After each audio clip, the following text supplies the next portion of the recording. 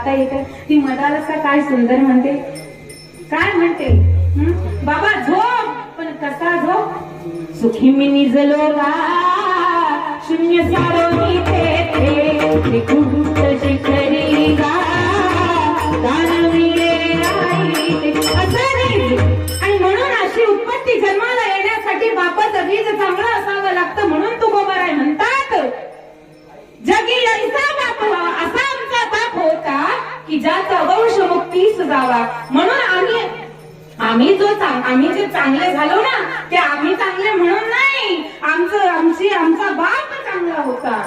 म्हणून आमची जी परंपरा आहे, आमचा जो संप्रदाय, आमचा जो संत मेळा आहे, आमची जी परंपरा, हे सगळं चांगलं काय तर आमचा पाया चांगला आहे. ज्या घराचा पाया चांगला ते घर सुरक्षित असतं ना. ज्या घराचा पाया डळमळीत असतो, एखाद्या बेवड्याने जर पाया रचला तर 4 वर्षात घर कोलमडतं.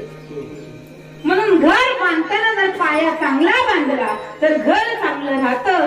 तसं संप्रदायामध्ये वारकरी वैष्णवांमध्ये आमचा जो पाया आहे ते आमचे ज्ञानोबा आहेत. त्या ज्ञानोबारायांचं वर्णन नाथ महाराज खूप सुंदर करतात.